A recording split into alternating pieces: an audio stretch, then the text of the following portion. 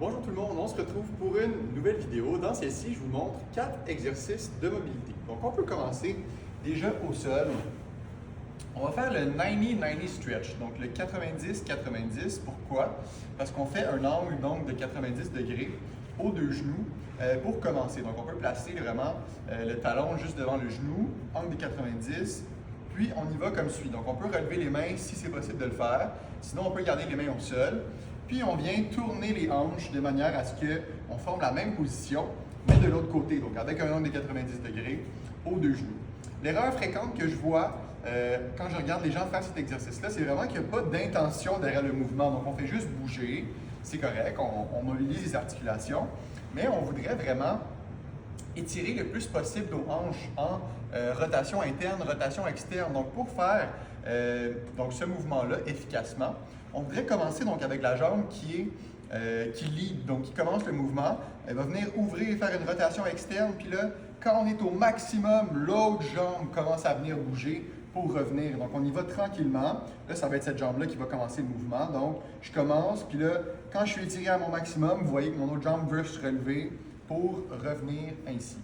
Ensuite de ça, on peut se placer en position quadrupède, donc avec les épaules au-dessus des mains, les hanches au-dessus des genoux.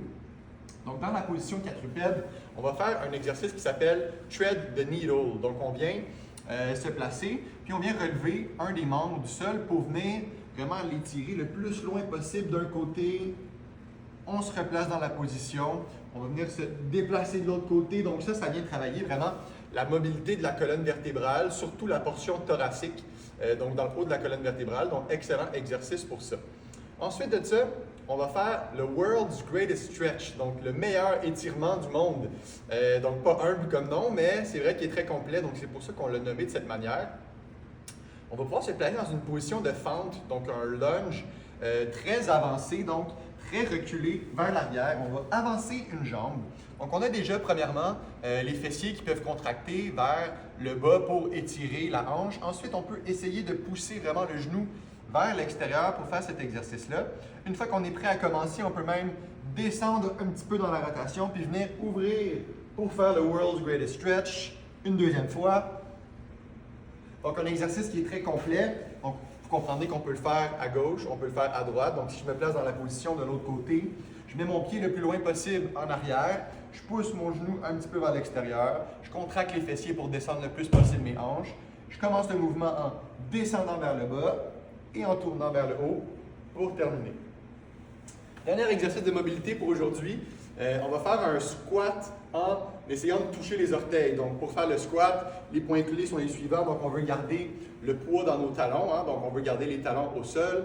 On veut garder un bon alignement avec les genoux et les orteils. On ne veut pas avoir les genoux qui rentrent vers l'intérieur ou vers l'extérieur. Vers l'extérieur, c'est un petit peu moins pire, mais on voudrait, c'est une variante de squat à ce moment-là. Pour celui-là, on va essayer de les garder le plus droit possible. Puis on voudrait avoir, donc le plus possible, le dos droit. Là, vous allez comprendre qu'avec cet exercice de mobilité-là, on va venir étirer toute la chaîne postérieure. Puis ça va être un petit peu plus difficile de garder le dos droit, mais c'est le but de l'exercice ici. Donc on descend premièrement en squat. Donc on descend les hanches. On peut venir ensuite toucher les orteils avec nos mains, puis essayer de remonter le bassin le plus haut qu'on peut. Là, je le sens que ça tire en arrière. Je redescends et je peux remonter pour terminer mon squat. Ça peut être une répétition. Sinon, on peut le faire vraiment où est-ce qu'on garde les mains au sol, on descend, on monte. On sent vraiment que ça étire la chaîne postérieure.